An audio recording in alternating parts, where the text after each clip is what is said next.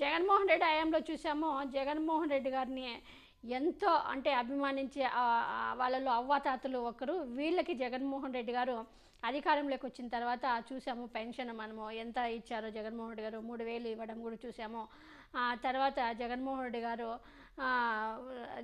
ఓడిపోవడానికి కూడా అంత మేలు చేసినా కూడా అవ్వాతాతలు జగన్మోహన్ రెడ్డి గారిని 2024 గుర్తించలేదనే చెప్పాలి. ఎందుకంటే అంటే ఎక్కువగా ఇచ్చేవాళ్ళు చంద్రబాబు నాయుడు ఎప్పుడైతే 4000 ఇస్తానేసరికి ఎక్కువగా 4000కే మొగ్గు చూపినట్టు తెలుస్తుంది. సో జగన్మోహన్ రెడ్డి గారు ఉన్నప్పుడు ఎన్ని 65 లక్షల దగ్గర దగ్గర 65,50,000 మందికి పెన్షన్ అందేది.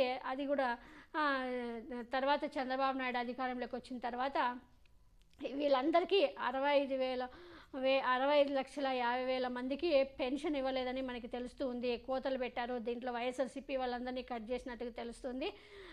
ఇప్పుడు 64 లక్షలకు దగ్గరగా ఇప్పుడు 50 రోజుల్లోనే చాలా 2-3 లక్షలు తీసేసినట్టు తెలుస్తుంది. పెన్షన్ పెంపు అంటూ అవతాతలకి ఇప్పుడు మళ్ళీ ఏకనామం కూడా పెట్టేశాడు చంద్రబాబు నాయుడు. టీడీపీ నాయకులు చెప్పిన వాళ్ళకే పెన్షన్ ఇస్తున్నారు సచివాలయ ఉద్యోగులు. దాంతో కేవలం 2 నెలల్లోనే దగ్గర 2 లక్షల దగ్గర 1 లక్ష పైన పెన్షన్లు కట్ చేసినట్టు తెలుస్తుంది. మరి దీనిపైన మరి వాళ్ళు అవతాతలు స్పందిస్తారా లేదా చూడాలి. కానీ ఎన్నికల ముందు ఎంతో ఇబ్బంది పెట్టాడు అవ్వాతాతల్ని చంద్రబాబు నాయుడు, అందరికీ తెలుసు. కానీ జగన్మోహన్ రెడ్డి గారు చేసిన మంచిని వీళ్ళు మర్చిపోయారా మరి తెలీదు. మరి వాళ్ళైతే మేము ఓట్లు వేసాము అంటున్నారు. మనకందరికీ తెలిసిన విషయమే. జనాలందరూ ఏపీలో మేమంతా జగన్మోహన్ రెడ్డి గారికే ఓట్లు వేసామంటున్నారు.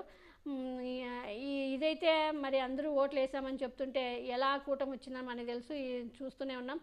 ఈవీఎంలలో 49 లక్షలు ఏపీలో మోసం జరిగిందని. మరి దీనికి మనం దీని గురించి మాట్లాడితే ఎంత మాట్లాడినా దాని గురించి ప్రయోజనం ఉండదు. కాబట్టి ఆ ఇష్యూ ఎందుకంటే ఎందుకంటే అది కూటమి ప్రభుత్వం కూడా అక్కడే ఎన్డీఏ కేంద్రంలో కూడా ఉంది కాబట్టి ఎన్నికల కమిషన్ కూడా దీనిపైన సీరియస్గా తీసుకున్నట్టు లేదు.